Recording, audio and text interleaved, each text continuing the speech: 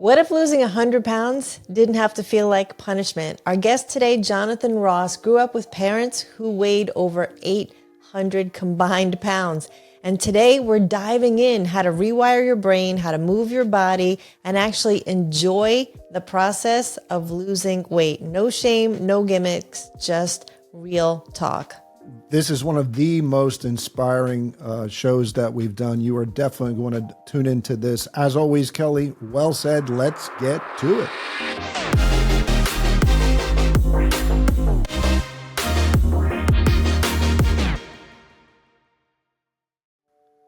Okay, welcome to the Fit Over 50 Life podcast. I am your host, Mark Patrick, and that is our co-host over there to the, I don't know if you are on the left or right of me, Kelly. You're going to hear from her in a second. We got a special guest today. Jonathan is going to talk about how to lose 100 pounds and how to lose weight. I think it's a great topic this time of the year. So welcome to the show, Jonathan. Kelly's going to do a short intro on you. Then we want to deep dive into your story. And you got an amazing story. I can't wait to hear it and share it with our audience. Kelly?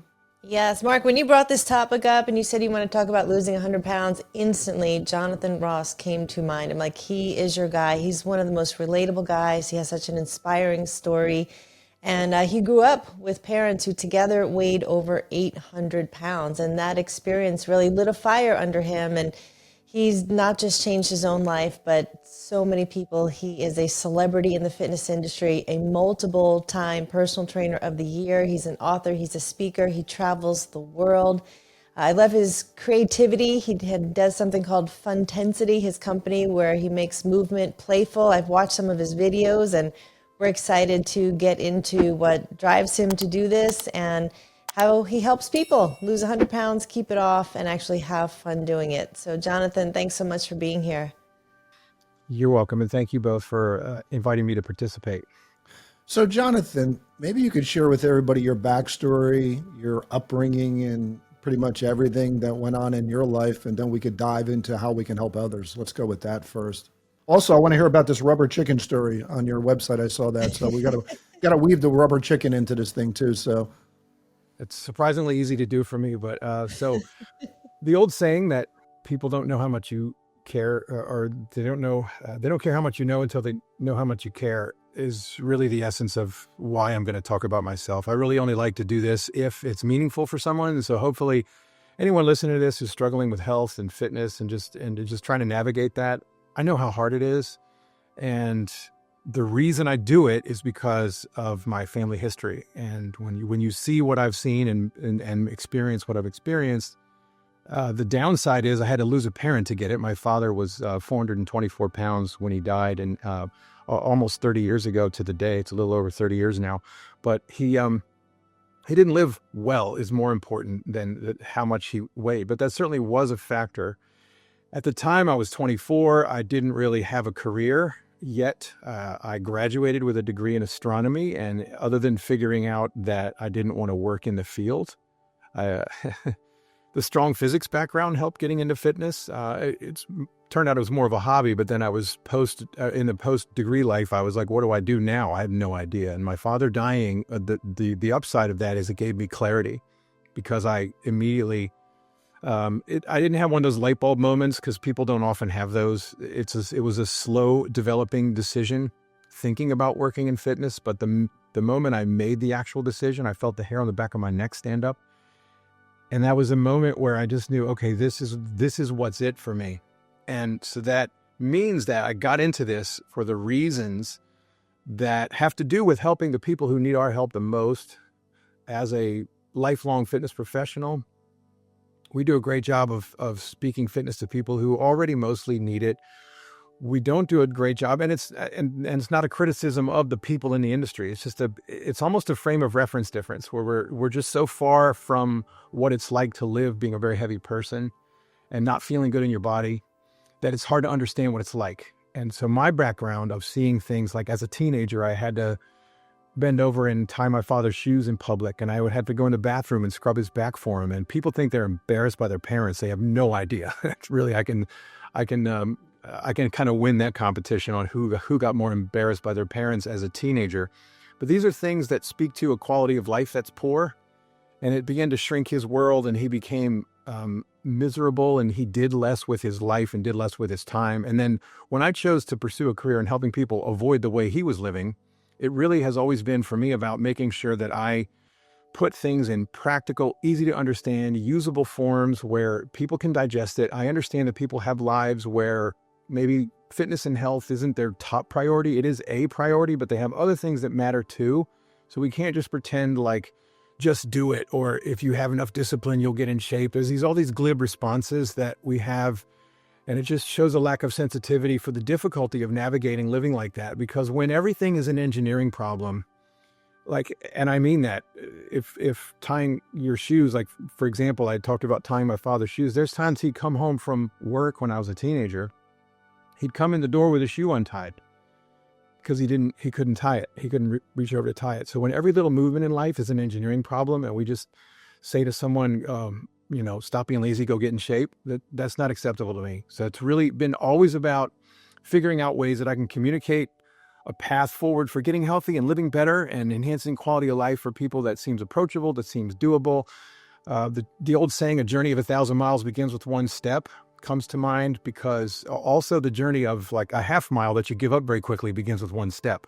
So we need to take those first few steps pretty well. We kind of make them motivating to continue for people to take further steps, and then we have more success.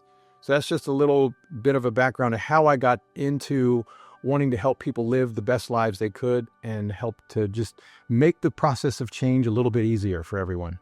So I want to share a picture here. Where did you grab this, Kelly? You grabbed this off Instagram. His Instagram. If you don't mind me sharing this, maybe you could tell us about this picture.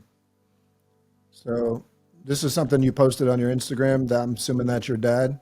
Oh, yeah. And how old were you there? I was 20. Probably it was the summer of 1990. I was 20 years old.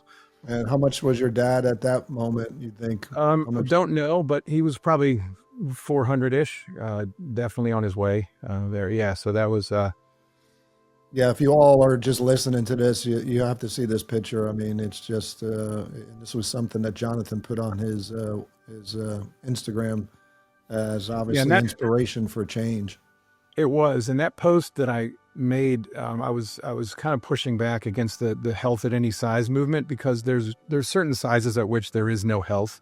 It's just not possible. So we have to stop kind of having all these feel good sayings and little bromides about living with unhealthy levels of weight. So my dad's weight gain, I never really got a good handle on exactly what caused it from him, because he died before I would have been able to have those conversations. But looking back, I can kind of guess that part of what happened to him was he just got a deep kind of hardness set into his personality and his mindset and his way of dealing with the world at a young age. He decided to go into the Marines in, I forget the year, but it was in the 1950s. He was 17, and he had to get special permission from my grandfather to do so. And if you've ever seen the movie Full Metal Jacket, that was his boot camp experience to a T. I remember him watching that movie and telling me how that was spot on exactly what he went through. And that was kind of horrifying to think about. If I put my 17-year-old self and what I would have been able to handle in that context, I think it would have probably broken me. And so I think that became his way of handling the world. His way of interfacing with the world was he became a bit of a drill instructor and was a little bit of a hard side to him, my way or the highway. He could be loving and kind at times, but at home, it was more of a drill instructor kind of thing for him. And then he got out, and I don't think he had a career plan or path mapped out. He became a repo man. He carried a pistol. He repossessed people's cars. He eventually worked his way up to being on the inside of the collections world at the banks and credit unions that he worked for. So he wasn't always a repo man, but I don't think that was what he set out to do or had mapped out for himself, and probably never thought about it. And I think both of my parents were the kind of people who life happened to them. They just sort of went in whichever directions the winds were blowing and the circumstances of their lives were taking them. They didn't really thoughtfully plan anything. And then in my mother's case, I think she just had a process of coming of age in the 1950s where women, the housewives are bragging over not making anything from scratch anymore because it's all from a tin, because we have all this food processing that we learned how to do from World War II to be able to preserve foods. And that was her upbringing was centered around more processed, more convenient foods. And then physical activity, especially for females then, wasn't emphasized. And I don't think she had any trauma that caused it. It was just a combination of a little less physical activity and a little more unhealthy food. And those two small behaviors repeated for long enough time, there you go. There's your formula for gaining lots of unhealthy weight. I wonder if your dad had unresolved trauma from what he experienced in service and then afterward dealing with, collecting and shaking people down, for lack of a better word, to make payments and stuff. You're dealing with a lot of adversity for sure. And, I'm a big believer in unresolved trauma is one of the reasons that can lead to a lot of weight gain for people. So, I would I don't think guess it probably did for him, for sure. Kelly? Yeah, I was just thinking, listening to Jonathan is reminding me, my former husband was at least 300 pounds for most of our marriage. And the first night that I met his family, his sisters were morbidly obese, his brothers-in-law were morbidly obese. And we were sitting down to a meal, and it was just so foreign to me to see the I mean, I just never saw that much food. I never saw that much food being consumed. And we were together for 26 years. So it was a whole other, like, having a meal with them was completely different than anything I'd ever experienced. And I remember my sister-in-law saying to me the first night I met her, wouldn't it be funny if you guys got married and you're an exercise physiologist and you have obese sisters-in-law? And but it was a whole foreign thing to me. And it made me wonder, like, what makes me stop eating? Because I would like to eat more. I mean, I would like more ice cream and I would like more pizza, but something, I guess, makes me stop, or people who maintain a normal weight. But what is it that makes them want to continue to feed? What is it that they're trying to feed? The mental part, the emotional part? Yeah, maybe you could dive into where you see a lot of the challenges or what people struggle with, and then, we could put a plan together so that people can walk away from this podcast with an actionable plan that they could apply and change their lives. And we'll make the rubber chicken aspect of that the cherry on top. Do not forget the rubber chicken, man. Okay. Do not forget that sucker. So Kelly's observation that it's fascinating to watch people who are used to overeating do that. And there are two aspects to this, and one is personal and one is societal and, I guess, commerce based. Too often people land on one side or the other. It's just put down the fork, just stop eating. Like it's all personal responsibility. And it's not all personal responsibility, because it's not the way our brains work. We've had our reward systems hijacked by hyper palatable foods that are really engineered to make us keep eating beyond the point of satiety. So that there is a part of personal responsibility involved, but you're almost having someone who's addicted to heroin go live in a heroin den and tell them not to use heroin. It's like, well, that's not really fair either. So there is an element of personal responsibility in all the choices that we make. However, we can make things harder or easier for people. And we've created a society in which it's about as difficult as it possibly can be to engage in healthy behaviors, especially centered around food. Firstly, it starts with, on the personal side, we grow up, every time, like if I had a good soccer match, we would go get an ice cream cone. If I had a bad soccer match, we'd go get an ice cream cone. We celebrate every high and low with junk food. So that every time there's an emotionally significant event, whether it's positive or negative, there's junk food around. We're teaching kids, which is how I grew up. I was eating a lot of junk food. You're teaching kids to tie powerful emotional responses to junk food, either to ameliorate the sad feelings or to celebrate the happy ones. So that's a bad approach there. But then you get older, and now it's like you're not running around burning off all those excess calories all the time. But what's happening is you kind of, okay, now I've 20 something years of learning to eat this stuff and having habits. And then I have a hard time turning it off. And it's like, well, now you have to, because you have to start losing weight and you're an adult now. But it's much harder because you have this pattern baked into your physiology of craving it. And then on the professional side or the commerce side, the foods are actually engineered to make you want to keep eating beyond the point at which you're full. You don't sit around and like if you go to have an orange, you don't eat an orange and suddenly go, whoa, like where did all the oranges go. I had a dozen oranges, they're gone. But that'll happen with a bag of chips or a package of cookies easily, because those foods are designed, they're actually engineered to make you keep eating. And companies, I'm not so cynical to think that companies actually are trying to engineer unhealthy humans. What they're doing is they're just trying to sell more product. And if I can get people to buy more product, great, it's better for our company. It's very short-sighted in terms of trading people's long-term health for short-term gain, in that we're just trying to sell more product. And then, of course, it is ultimately the person's responsibility for it. However, we've just made things as difficult as possible. So the way to make that U-turn is just to decide, like, if you don't feel good, if you have trouble doing the things that you love, if you can't even do the things that you love, if there's things that you want to try that you think you probably can't, if your world feels like it's getting smaller and smaller, if you don't make some changes, it's just, this is as good as you'll ever feel. So that's the reality. I had some frank conversations with my mother shortly after my father died, and she was around 370 pounds, 380 pounds, something like that. And then, so we had some very difficult conversations. And I say difficult because I wasn't good at coaching at the time. I was sort of motivated to not want to lose her. And I had this sort of genesis of wanting to have a career in fitness, but I wasn't good at delivering information to people yet. And I was pushy. So I was really kind of coming on a little too strong. And people have to just decide, though, that if I don't feel good today and I don't make some changes, I'm never going to feel any better than this. And if today sucks, tomorrow's going to get worse. But then it's always small behaviors plus time. I talked about how my father got really heavy. So if we take small behaviors plus time, that's our way we get big change. Whether those behaviors are good or bad, you can decide, but there's always going to be a lot of time. And so habitual behaviors, I'm a big fan of the concept. Your body will build itself from your habits.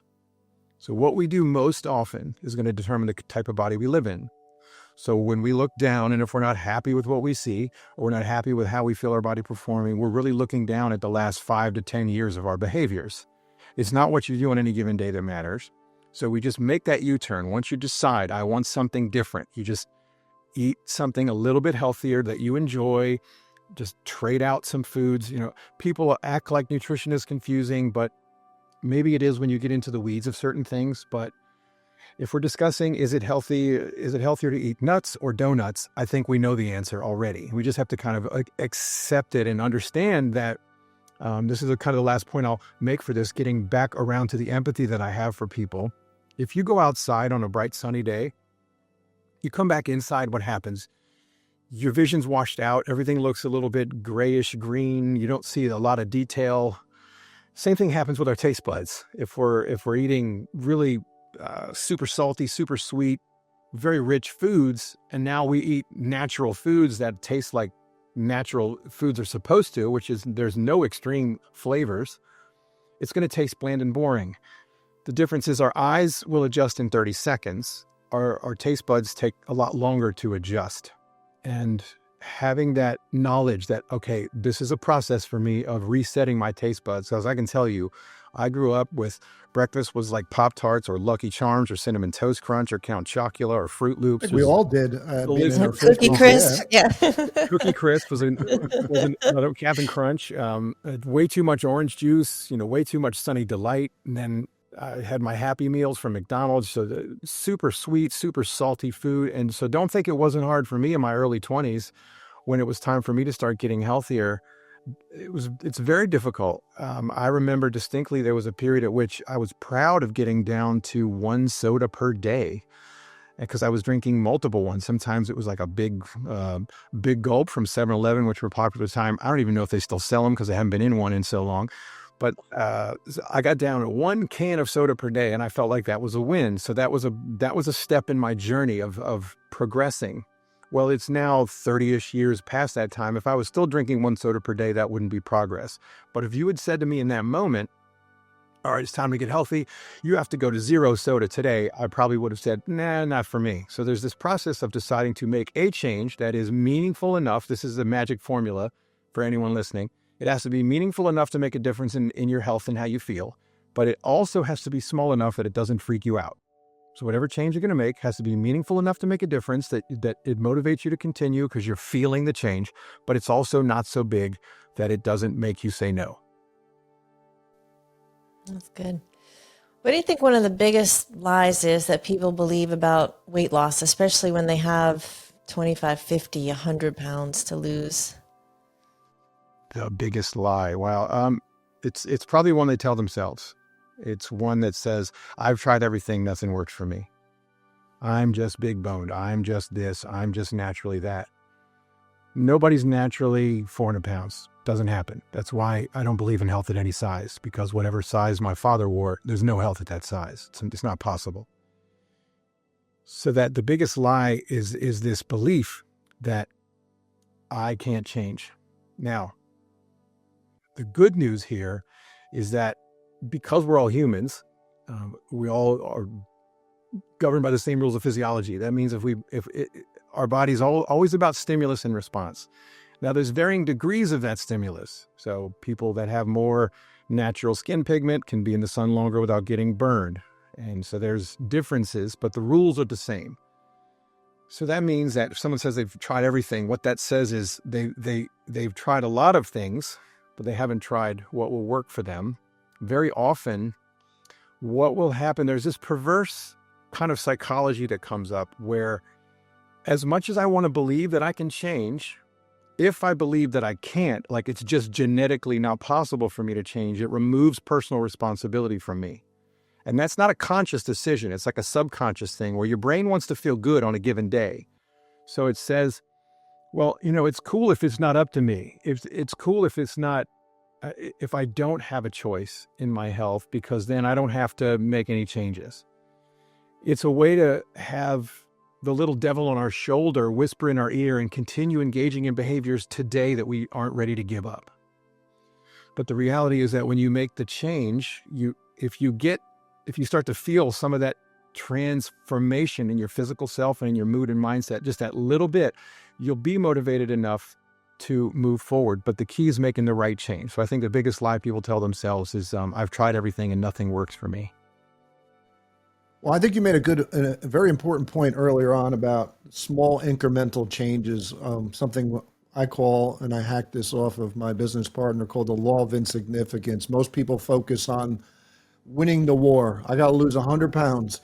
I got to go to the gym 6 days a week, kiss my family goodbye till I get skinny. The challenge with that is it's overwhelming, and our brain, as you know, is going to protect us from perceived pain. This is why a lot of us, go out there and don't follow through on things, because the brain is basically spotlighting, man, you went on 100 diets, you failed every time. Don't do it again. You don't want to be disappointed. And it subconsciously does that to us as a form of protection programming. So what you said is look, if you're telling yourself you've tried everything, you have a disempowering belief. You got to tell the right stories. Who was it? I forget who was on our show who talked about saying the right questions. I forget what was his name, Kelly? Him and his wife were on the show. Oh, was it either Jamie and Brian Hackney, or it No. was Bob and Polly Hamp? Bob made a great point about one of the questions about asking the right questions to yourself, and your brain will find the right answers. So 2 great points, Jonathan. Keep going, man. Thank you. All right. So Kelly had asked about, what's the biggest lie that people believe, and that would be my answer. There's a ton of them, though. There's certainly a ton of them. Yeah. So when the change seems monumental and they just feel like they have tried and failed and they have these false beliefs, what is a first step, or maybe a couple of first steps, as someone who's been on this hamster wheel, they've tried 20 different times starting and stopping. What are some real practical things that they can do to start to build success and momentum? Yes, I'll answer that with really a story. There's a process that you go through of discovering why something matters to you. And so I'll start general, and then I'll give you the story that illustrates the concept. A lot of times when I'm giving talks to the public, and because I do what I do, I'm a health and fitness coach, I'll say, do you think change is hard? And almost every hand will go up in the room. And now I'll ask a follow-up, which seems unrelated, but I'll ask, how many of you have children? And again, over half of the hands go up in the room. And now we have to accept that having children is possibly the most difficult change you can make in your life.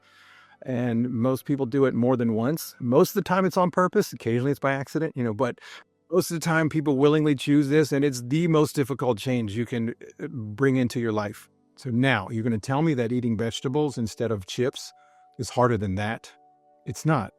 It's easier. But if you're not motivated, if you're not drawn to the change that you get from trading vegetables and chips for each other, but you're super motivated to just have children, you're going to do that because your motivation to do the thing exceeds your resistance. You want to have children badly enough that the difficulty is worth it. Now, more specifically, to illustrate this, several years ago, I worked with an individual. He was pretty tall, over 300 pounds, and he had a 10-year-old and a 1-year-old and was about to get married for the second time. He worked in commercial, or he worked at a fast casual food establishment. I'm trying not to give a lot of details, so I don't want to name even the store. It's a very well-known chain here in the U.S. And so the circumstances of his life were a little tricky. He was in his mid-30s at the time. He knew he needed to make a change, but I could tell he really didn't know why. He just knew he was heading in a bad direction. So we're discussing some of this, and I like to be what I call usefully annoying. I ask a lot of questions till I get to the detail. People sometimes haven't thought about why they feel the way they do about certain things. So asking them to do that, they almost don't have an answer, so they get uncomfortable. So I kept asking him why this was important to him, and we eventually got to an experience that he had had the previous summer. He and his 10-year-old really like to ride roller coasters. And they had gone to an amusement park, and they were in line. They get up to the front of the line, and the ride operator stops him from getting on the ride because he's well over 6 feet tall. He's over 350 pounds. He was essentially prevented from getting on the ride for safety concerns due to his weight. Now, when he told me that, I could see the change in him. I could hear it in his voice. He tapped that little well of emotion. I'm almost getting it now. Talking about his story, I could see it in his eyes. They got shiny. I could hear the tone in his voice change. His posture changed. And I was like, bingo, that's it. That's what's going to do it. So he starts with, I know I need to lose weight and feel better. I'm not heading in a good direction. And that's cool, but it's vague. So now I want to ride roller coasters with my 10-year-old because that's a cherished activity. It's doing something he loves with someone he loves. That's your magic formula for finding out how to make the change and make it seem easy enough, because it's just like having kids. It sucks. It's super hard, but I do it willingly multiple times because I want the payoff. We have to start doing that with health and fitness behaviors as well. And in his case, what he did with that knowledge, just from this conversation that we had, he took a photo of his 10-year-old and like a stock photo of a roller coaster, cut it out of a magazine, put it on a piece of cardboard, laminated it, and put it on the cardio machine when he was doing his workout. I couldn't have told him to do that. I couldn't have created that for him. He just did it on his own. But what I did for him I was usefully annoying enough to pull that awareness out of him because he hadn't plugged it into something that he cared enough. So if we have generic goals, like I want to feel better, have more energy, lose weight, get in shape, it's not going to go anywhere. It's like saying I want to go on vacation and I never make any specific plans, or I want a college degree and I have to figure out where I'm going to school, what I'm going to major in, where I'm going to live. I have to figure out what classes I'm going to register for, where the building is on the first day, and I have to show up to class. Those are all small individual steps in the long process of achieving the big goal. But with fitness, we just go for the big goal. We don't break it up into the small enough steps and create the small little wins where we feel like enthusiastic about the process of change. And so for many people, it's harder because we're too used to looking at the end result. Think of how good it'll feel when I lose 100 pounds. Well, it's kind of hard now, and I've only lost 1. So I've got 99 to go, and I'm already sore, and it's been 3 weeks. So it can be a really daunting process if we allow people to continually focus on the short-term challenges instead of plugging it into what they care about most. And that's your secret to finding the motivation to continue, is figuring out why you care enough to continue and who you love in your life and what you love to do, and putting your health behaviors in that context. That's our secret to keeping motivation for any weight loss or any health journey. The power of why. Yeah, I mean, yeah, Kelly and I are huge believers in you got to have a why, a strong why. And I know Kelly, when she does her coaching, dives so deep on sometimes asking so many questions. You got to ask questions because people really don't know what their why is. So we like to call that emotional leverage. When you have emotional leverage, you can move the needle. Without emotional leverage, there's no underlying drive or desire to shift things. Very true. And I'm sure you know this, Kelly, as a health coach, it makes your job easier. It does, yeah. When you sometimes we'll go 7 levels of why. Well, I want to lose weight. Why? Because I want to fit in my clothes. Why? Because I want to look good and go on a date. Why? You just keep going. Eventually, you get to that, soul answer, and then they're like, "Yes, that's what the thing is." And can you put a picture to that? And can you imagine what it would be like to, be on the date and all the things? So. It's very powerful. And obviously, Simon Sinek's book, The Power of Why, we would recommend that people go out and get that to get to the bottom of it in any area of your life that you want to see change happen. Yeah, I'll tell people sometimes just to humorously address how quote unquote annoying I'm going to be is like, I'm going to ask you questions like a 5-year-old. I'm just going to, everything you say, I'm going to go, but why? But why? But why? Over and over again until you get to that big, deep, soulful why, like you said.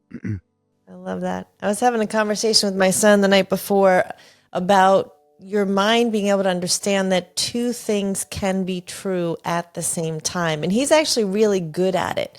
But most people are not. They just have this idea that I can't lose weight, or I'm not enough, or I don't have the resources, or it's too scary, or all those things can be true, and you can change, and you can take a step, and you can walk around the block. And so those, yeah, but people they can't hold the two thoughts to be true at the same time. And then change just doesn't happen in a positive way. So, but in addition to the why, how else do you work with people on their mindset? Because it could be pretty entrenched for especially people who, have spent maybe a lifetime being, just overfeeding.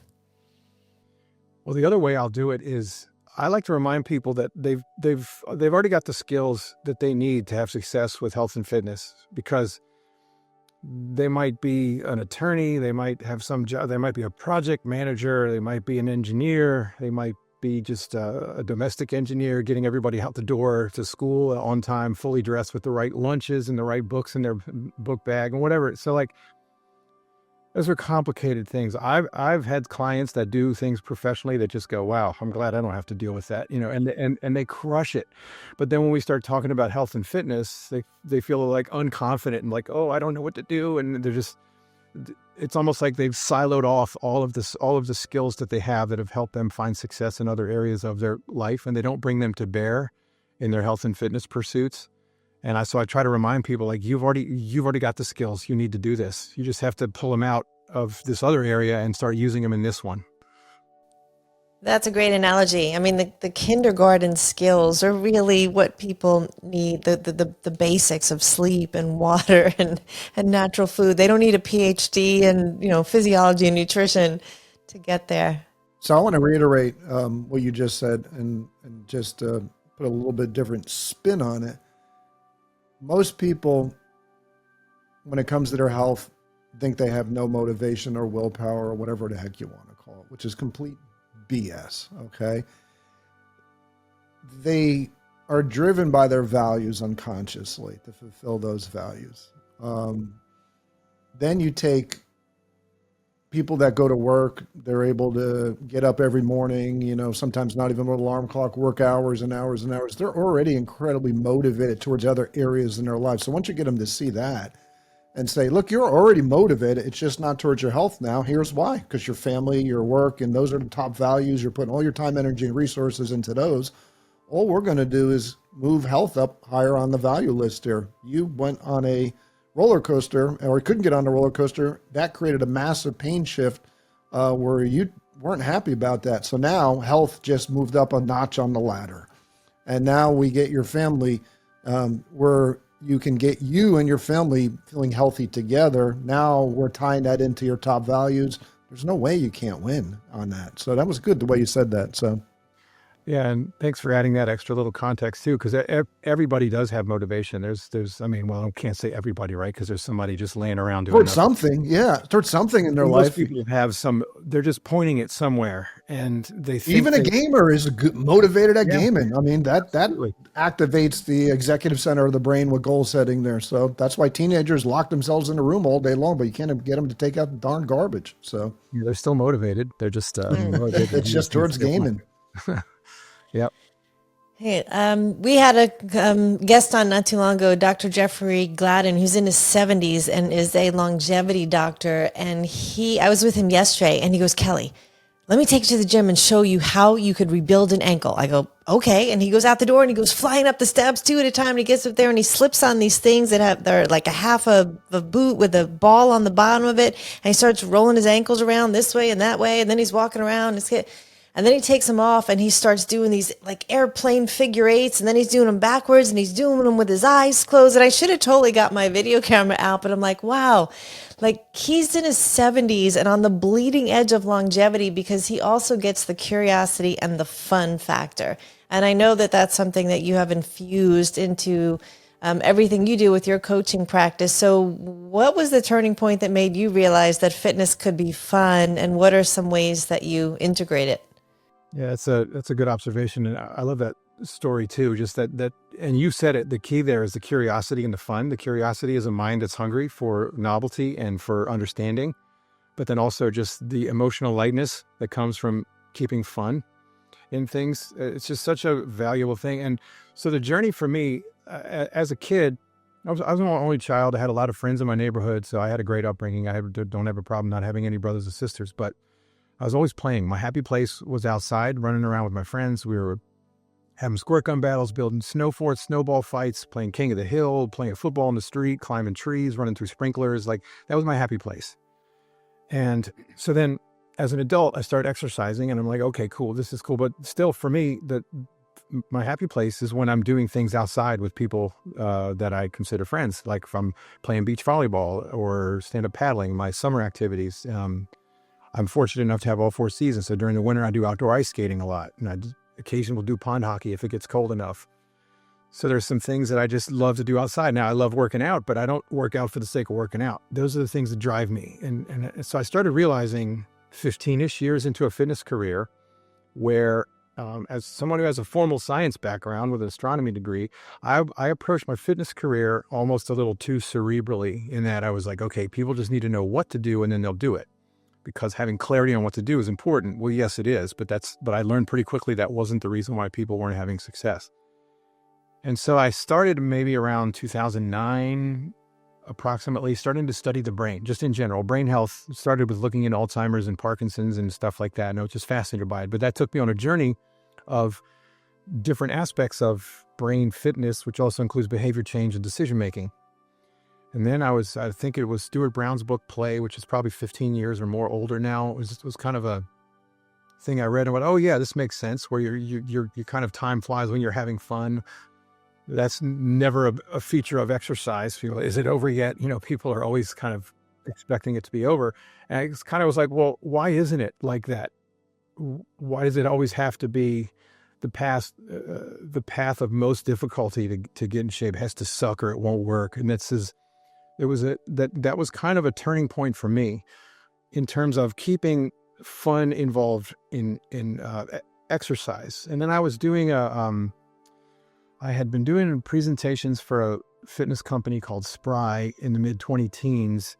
And I had created a presentation called Plyometric Play, which was essentially mimicking like jumping over fences and all the stuff we used to do as a kid, but it's really plyometric exercises.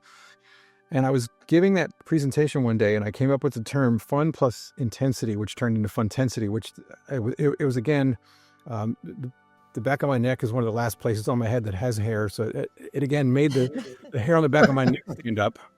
Again, I love the name, by the way, man. It's a great name. So it gave me chills. And so I said, okay, well, there's something to this. And I started incorporating rubber chickens into a workout class that I had originally called Fitness Playground at a club I was working with at the time, but then I rebranded it as FunTensity. And when I started taking this idea out on the road and I was giving presentations at fitness conferences, what I noticed was I distinctly remember the time somebody said, "Oh, look, the rubber chicken guy is here again this year." And I went, "Oh, that's what they remember? All right, cool. I'm going to steer into that." So it became like the icon of my approach to fun exercise. Although I do use medicine balls and ropes and kettlebells and all the stuff that we normally associate with fitness, I use balloons and rubber chickens and some fun and silly stuff too. So that became the thing that made me stand out.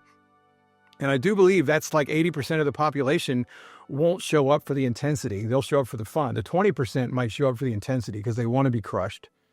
But there's already enough options for those people out there. It's the people who don't feel that way about exercise need a different emotional response around it. And if you can make it fun and playful and a little bit competitive, but yes, still hard enough. So I wanted to create for people in an exercise context the feeling I had as a kid where I'm running around playing tag and you kind of get to base and you stop and you're like, you don't know how hard you're working until you stop. You're just doing it. And then you stop and you realize how sweaty you are and how hard you're breathing. But it's not until you stop that you realize it, because you're lost in the moment. You're disconnected from time and space. You're just fully in that experience. Time flies when you're having fun.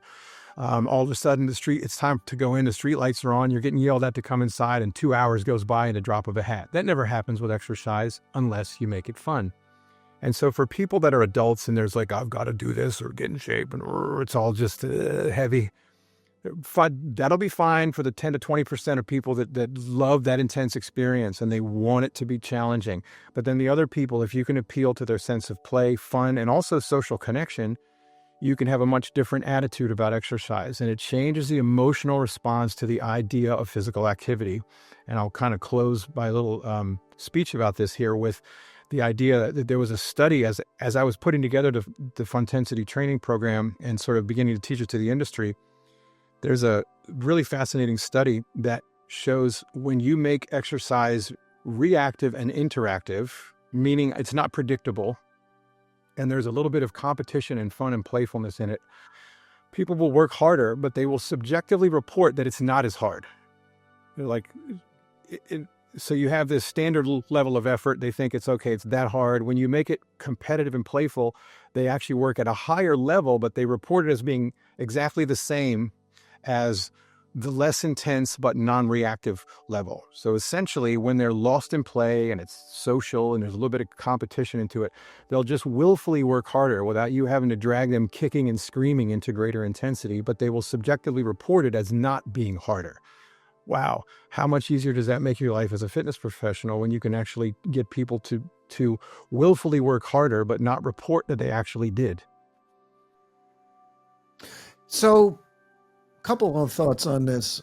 Growing up, we all had recess, and somewhere along the way, I think that disappeared. I don't know if it's even back in the schools at this point. Could you imagine? I still don't know how the rubber chickens work, so you got to elaborate on that. But could you imagine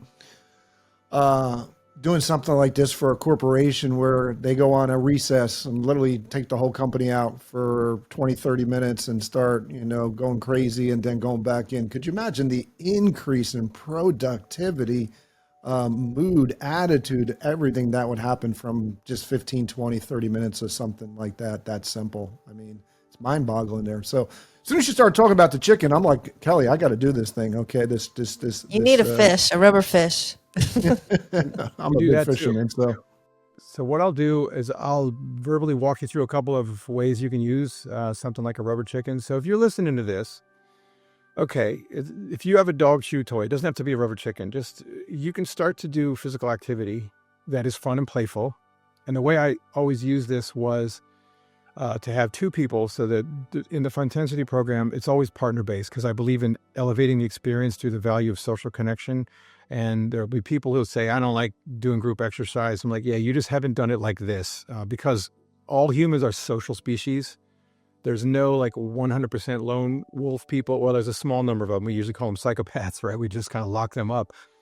But for Homo sapiens, we're a social species. There's varying degrees of how much people enjoy social connection, but we all need some of it. Everybody's minimum is not zero. So when we do that, it creates a different response for people. So a good way I used to introduce the rubber chicken to people was, because it's all partner-based, you'd put your feet together, put the rubber chicken on top of your feet. You'd stand several feet opposite your partner with your partner facing you, and you jump up and you throw the chicken to your partner with your feet. And then they would catch it with their hands, put it on their feet, and throw it back to you. You could use a dog's chew toy, a small pillow, a yoga block works well for this if you don't have a rubber chicken. It doesn't have to be that specific piece of equipment. But what you can also do, somebody's listening to this going, I can't jump and throw that thing with my feet. I'm going to fall on my face. So then I had, when I was teaching FunTensity classes regularly at a club, I had 3 generations of people showing up to those classes. I had grandparents bring their grandkids in to do the class when the kid was out of school. This is something that anybody can do. You, instead of telling me what you can't do, tell me what you can. Oh, I can't do blank. Great. So let's figure out how to make it work. You can put the rubber chicken on your feet or put it on one foot and throw it to your partner by kicking one leg up in the air. You don't have to do it where you're jumping. Another way to use the chickens competitively is to use the same approach where you're throwing it with your feet, but you put like a bucket out in front and you have cones where you have to throw the chicken from behind the cone. You're trying to get it in the bucket. If you have a step 360 or I've multiple size buckets, some people might know what that is, but it's a pretty obscure piece of fitness equipment. If you have a smaller bucket and a larger bucket, you can make like a skee ball effect where there's different like rings that you can get the chicken into. You get assigned different levels of points. A lot of fun ways to do this. But again, you can use almost anything you have. And the point is to just do something that's physically challenging, but it's ridiculous enough. And it's the funniest thing ever is to see people who, especially like some 20-year-old dude coming to work out and like, it's all like hardcore. And you think he's like, and he's got to win the rubber chicken contest. So in a circuit setting, I would have everybody count the total number of catches they would get for all the sets that we would do. And then whoever had the highest total was like the winner. Usually I would give them the rubber chickens because I had little FunTensity logos on the chickens. So it was kind of a fun way to promote it, but also a way to see people who just get absurdly competitive with something that's absolutely ridiculous is a really special thing to see. Wow. You know, I love the simplicity and the genius of this. For one, it's taken all the stuff that we played as kids, basically, and then putting it into an adult format. And then I'm willing to guess, you just said you got multiple generations doing this. What is a bigger impact than you could do something with your family like that? And it doesn't feel like it's exercise. So the question is, have you measured how many calories people are burning in, let's say, how long your sessions are? Have you measured anything like that? I think it's pretty mind-boggling if you did. No. I'm assuming people have activity trackers and they just track it, but we don't do a workout like that for how many calories we burn. Just don't. I just think that people don't think that they're burning a lot of calories, and when in actuality, they probably are burning way more than if they were in a gym taking, 3-4 minute breaks, talking all the time. So I love it, man. I think it's great. To your point, Mark, I would say, I'll just add this quick, Kelly. I'll just say to Mark's point, I'll say I would be willing to bet that people are burning more calories when they're not watching how many calories they're burning than they do when they're actually watching the calorie burn.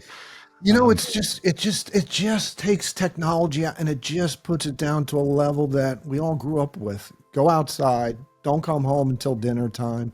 No technology, no internet. I just love everything about it, man. Wow.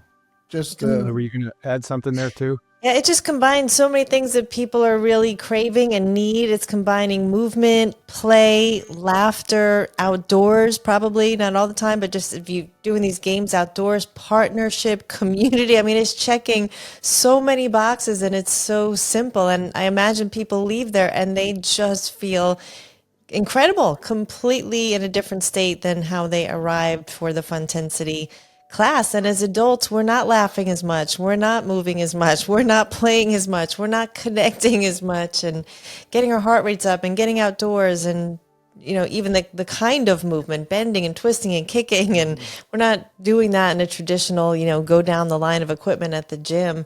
So I love that. I mean, it just combines so many things. So great name.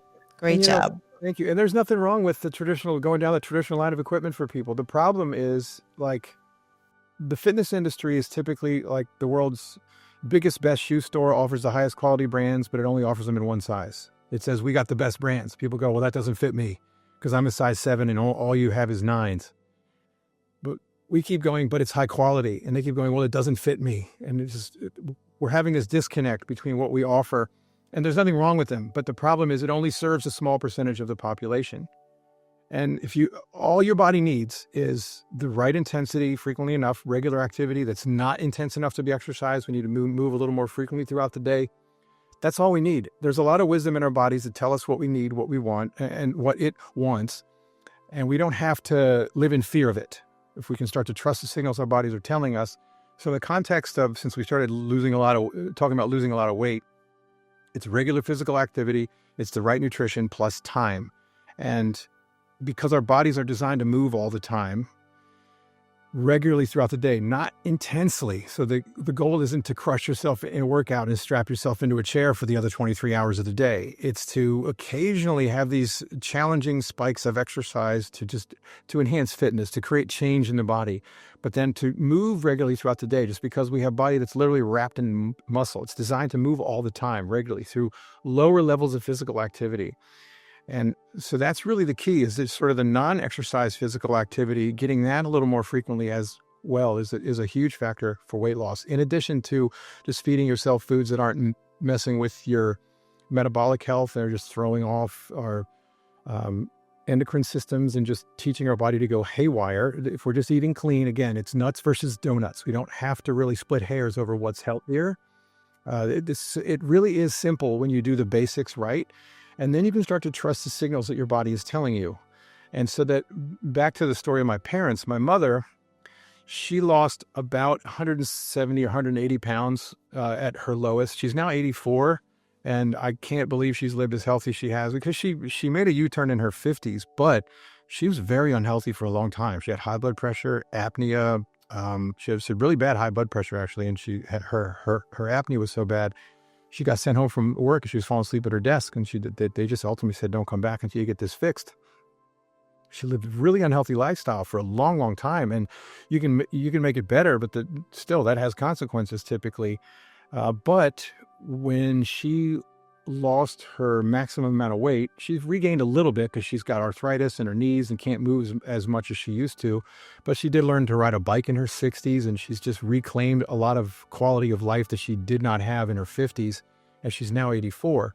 But the thing I used to always remember in telling her story, when she lost her about 170, 180 pounds, people would get excited because they'd want to know what she did.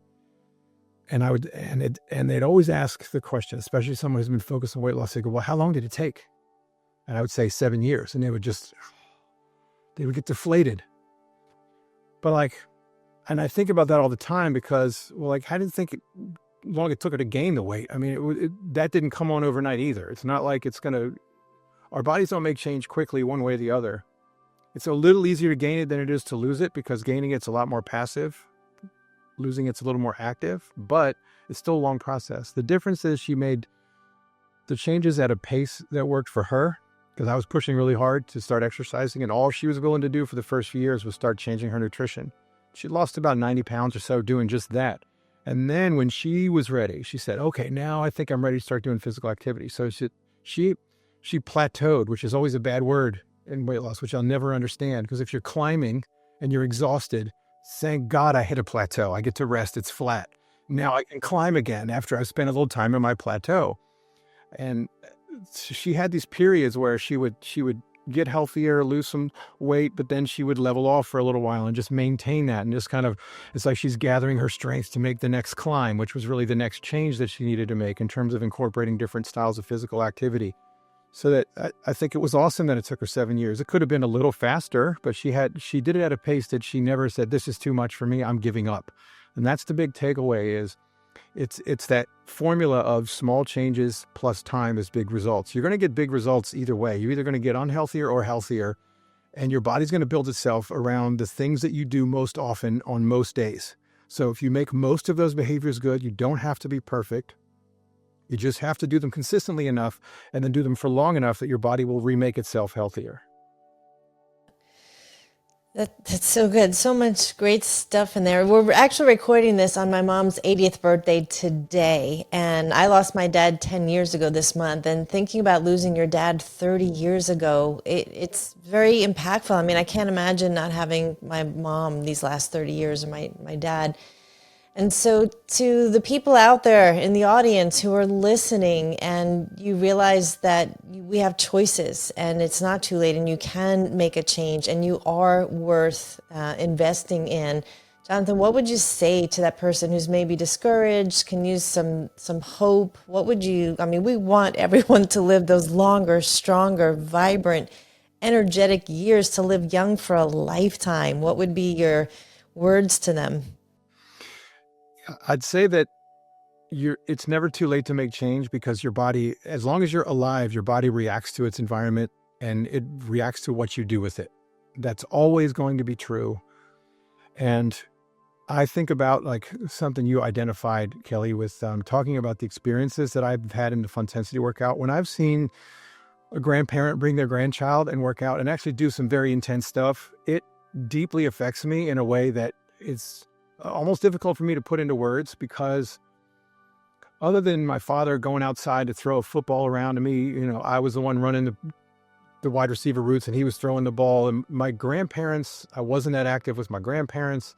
I wasn't that active with my parents. But when I see like a grandparent and a grandchild working out together, like doing hard things together, even if it's a parent-child, but when you get that big of a spread, you're teaching that child something. And so I'm sure many people, if you have kids, because you've already got the skills, you've already done a harder change than getting healthier because you've had kids. And so you have the ability to do difficult things. Think about the experiences that you want to have with them now and in the future, but also what you want to teach them about the quality of life they have. So we can make this not about just you, because I find many people, they push aside their own health concerns to do stuff for their family and do stuff for their loved ones to take care of them. Well, showing a child how to live, and the children will live based on what you show them, not what you tell them. So if you say, oh, mommy's got to go work out because mommy is ugly and disgusting and too fat, well, they're going to internalize that. They're going to internalize that to say the only reason I should exercise is to make myself not ugly and not overweight. You're not pushing them towards something. Which means you're not pushing yourself towards something positive. And I'll just close with this kind of way to think about your motivation. There's a moment in every horror movie that involves an axe murderer, where the axe murderer busts into the room and someone goes screaming out the door. And most often someone's running away, screaming for their life, and they keep looking behind them for some reason. And what happens? They trip and fall. Now, if you have this aha moment, you get some scare, maybe you have a heart attack, or maybe you have a mini stroke, or maybe you get some scary blood pressure numbers, you don't feel right, you start having some scary negative thing. The scary negative thing is the axe murder that'll get you to get up and start running in a certain direction. But as soon as you do that, you've got to take your eyes off of the negative. You've got to go towards something positive. You've got to find out deep inside of you what you love to do, or what you'd love to try to do if you've never done it, what you love to do again that you've stopped doing a long time ago, and who you'd love to do it with. Then you don't look behind you and you don't trip and fall and get caught by the axe murderer. Your negative motivators will just light the fire initially. They will not sustain your efforts. You've got to make it positive. You've got to go towards something. Create a vision of yourself that you want to be, who you want to become, what you want to do, what you love to do, and who you love to do it with. And that's how you make the U-turn. That gives you the fuel to overcome the obstacles, because it's not easy. Whew, that's good. That is well said, Jonathan, and spot on, man. Spot on. So Thank you.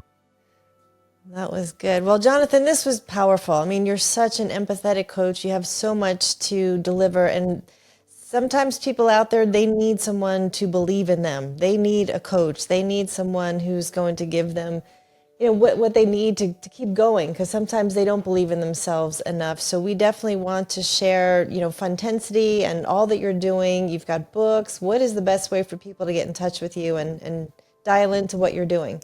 Sure, they can just check out funtensity.com, and also they can use that handle for social media as well. Just everything at FunTensity, Instagram, Facebook, LinkedIn. I think it's just my name, Jonathan Ross Fit. But just if anybody needs help, I can do virtual coaching. But just take something you heard today. If there's one thing that's bouncing around your head that you heard today, use that and just take action on it. Don't wait, because you're going to wait. And then suddenly you're going to have that old adage become true, where the days might seem long, but the years are short. You're going to wake up one day and it's going to be, you're going to be pretty far down the road, and it's much harder to change. You still can, but the longer you spend going in the wrong direction, the longer you have to drive in the opposite one to get back to where you want to be. You know, Jonathan, I throw this around a lot on our podcast that, intuition gets you here. If you're here listening to this podcast, watching us today, it's not by accident. You didn't just stumble on this. Your intuition got you here. Maybe you got some underlying health conditions that haven't shown themselves. So, take the information that Jonathan taught you here. Go to FunTensity, follow Jonathan, get some of his content. I got so inspired between the chicken story and then what you said here at the end of this thing. You can't get any more inspired than that, so take advantage. You're here for a reason. You definitely walk the walk and talk the talk, Jonathan. So what's the website again? It's funtensity.com. .com. FUNTENSITY. Kelly, any last minute things you want And to say? Jonathan also has an Alzheimer's and a brain fitness program. I mean, he's got some fantastic resources for you. I actually am going to challenge myself to try his jump rope routine that he did. You actually don't even need to jump. It's just such a great neurological pattern, and he's got so many great resources. So please do go and check them out. Jonathan, you're real, you're refreshing. This was powerful. We hope people get so many of the messages, go back, re-listen, share with friends, and realize that fitness can be fun. You are worth pouring into, and change is possible. So, Jonathan, thank you so much for being here. You're welcome both. You're great hosts, and I love what you do and the passion that you have and the audience that you try to reach. And this is what we do. We do what we do to make the world a better place and for positively touching the lives for the people that we come into contact. So thank you for inviting me to help you both do just that. Thank you.